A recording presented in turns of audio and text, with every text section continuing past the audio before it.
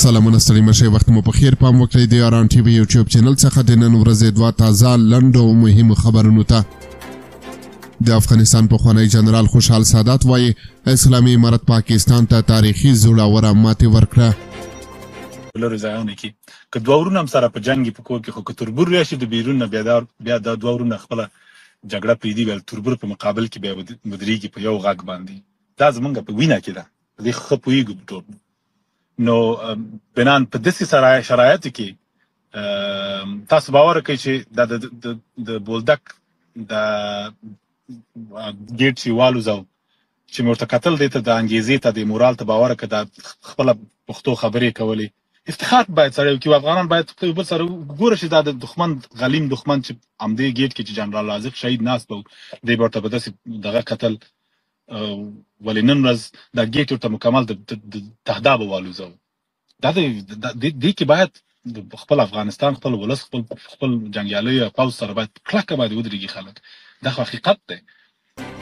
د تیر جمهوریت نظام د کورنیو چارو وزارت پخوانی امنیتي معین جنرال خوشحال سادات وایي چې اسلامي امارت پاکستان ته تاریخي زړوره ماتې ورکړه او په کندهار هلمند کې چټک ځوابونه ورکړي دي. نوموړي ویلي دي چې پاکستان تل له افغانستان سره مغرورانه چلند کړی او څو ځله د افغانستان هوایي حریم نقض کړی دی.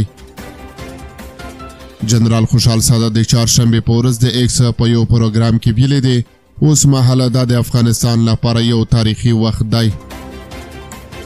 نوموړي زیاته کړې چې پاکستان تر دې مخکې د ظاهر شاه او محمد داود خان د واکمنۍ پر مهال هم د افغانستان هوایي حریم نقض کړی و.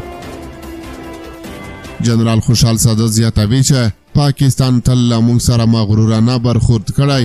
دوی د انګریزانو په مرسته د کرکې هاخوا پښتانه نرم کړي، ځان ته یې کش کړي دي او خپلو لیکو کې یې ځای پر ځای کړي دي. جنرال خوشحال سادات پاکستان ته د اسلامي امارت غبرګون یو تاریخي ځواب ګڼلی دی. نوموړي دا هم ویلي دي چې اسلامي امارت په کندهار او هلمند کې په سرعت پاکستان ته ځواب ورکړ. ما کتل چې د پاکتیا او مشرقي ځوانان د جګړې په منځ کې و چې د کندهار او هلمند ځوانانو د دښمن پوستې نیولې دي، وسلې او غنیمت یې ځینې راوړي دي. او په یو بل خبر کې اورئ چې د پښتون ژغورنې غورځنګ مشر منظور احمد پښتین پر افغانانو او پښتنو غږ کړی دی چې د پاکستاني پوځ پر وړاندې خپل غږونه پورته کړي.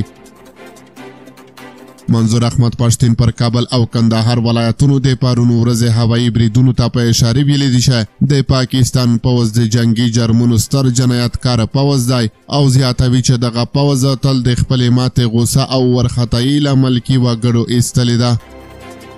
نوموړي په خپله فیسبوک باندې لیکلي دي لکه څنګه چې د پاکستان پوځ په پښتونخوا کې جنگي جرمونه کابل او ولسي وګړي یې وژلي دي، همداسې پرون په افغانستان کې هم جنگي جنایتونه کړي دي او ګڼ شمېر بېګناه ولسي خلک یې په شهادت رسولي دي.